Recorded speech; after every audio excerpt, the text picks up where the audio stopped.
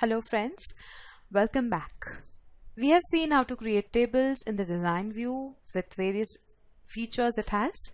In this video, we'll start creating a table by importing data into Access.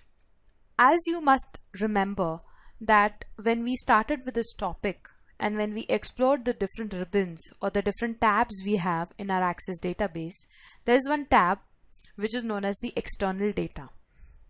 Under external data, we have this option wherein we can import data either from Excel, Access, ODBC database, text file, XML file, and there are various other options as well.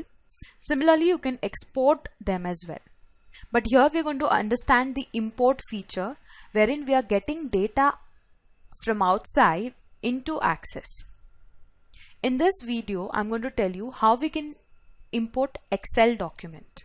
Okay, I'm going to show you the Excel documents that we're going to import, and so that you know how it is. Okay, so this is the customers table in Excel. Okay, and it gives us the information relating to the customer ID, the customer's name, the city where this customer belongs to, the country. Contact name is basically the person whom you contact at that office, and their phone number and their email ID. Okay, so this is our information relating to the customers, which is now available in Excel, but we want it to be there in the Access. Coming back to Access, to the external data tab, when you want to import the Excel, we're going to click on this Excel over here, and the very first thing it will ask you is to specify the source or definition of the object. Okay, so we'll need to browse this document which is there in my documents. Here it is.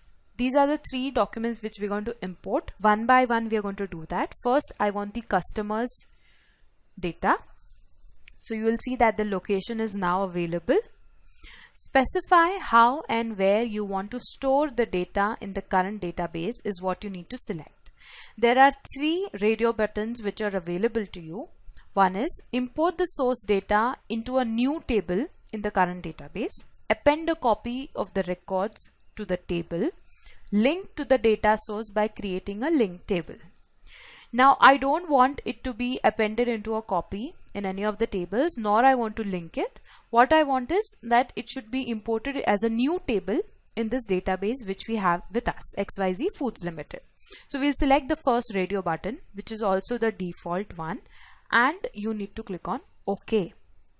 As soon as you click on OK, there's another thing that this wizard will ask you.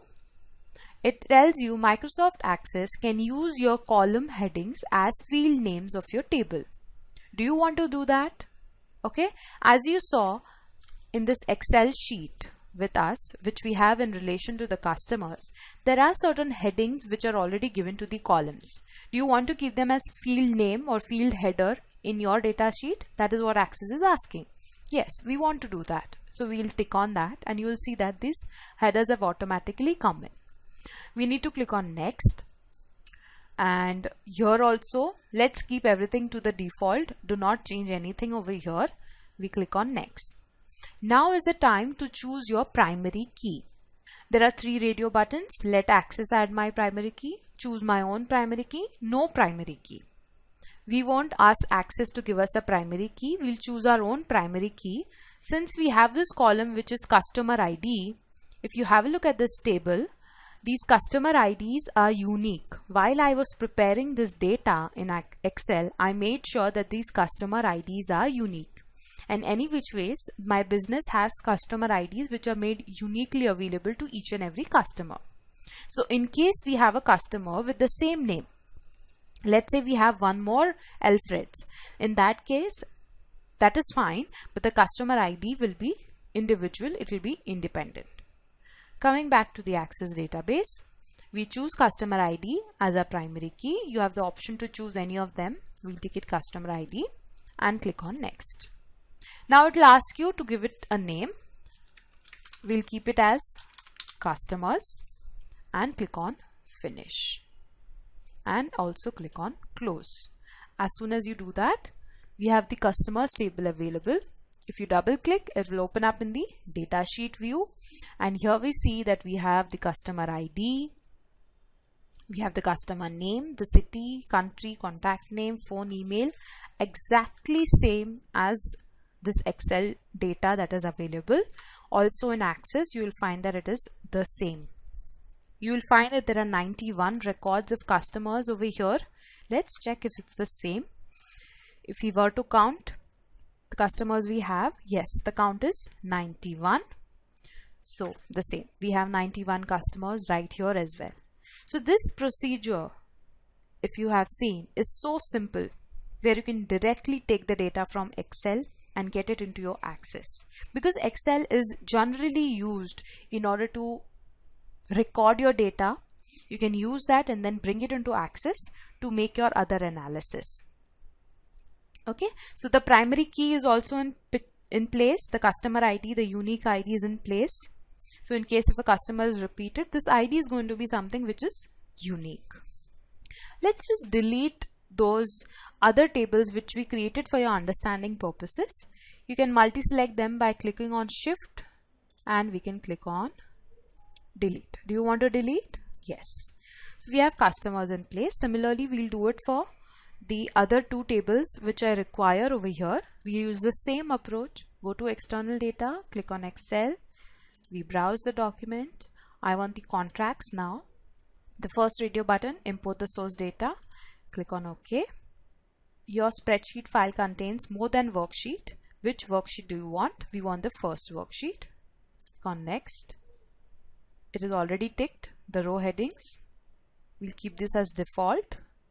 We'll choose our own primary key, which will be the order ID. The contracts table, it has the order ID, the customer ID, which was also present in our customers table, sales date, product ID, contracts amount.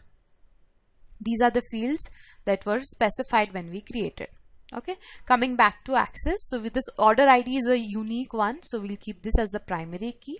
We click on Next and give this the name contracts, and we click on Finish and we click on Close, and here we have the contracts table available.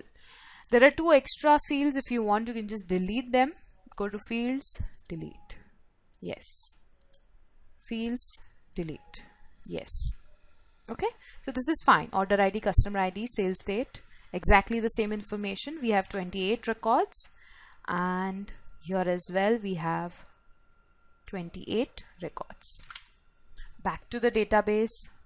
Let's again go to the external tab, Excel. We browse the document. Invoices is what I need next. Click on OK. Next, next, default, next. I'll choose my own primary key. We keep the invoice number as a primary key. Click on Next, and this is going to be my invoices. Click on Finish and we click on Close, and here we have the invoices as well. Let's come back to the invoices table in the Excel. Okay, we had around 3, 4, 5, 6, 7. All 7 of them are here. This has 15 records. This has 15 records as well. So all our data has been successfully transported from the Excel sheet to the Access database. So I hope with this now you've easily and understood how this entire procedure works. There's nothing much to do. You just need to understand it once and you will be able to do it very easily always. The importing of data takes place from the Excel into Access.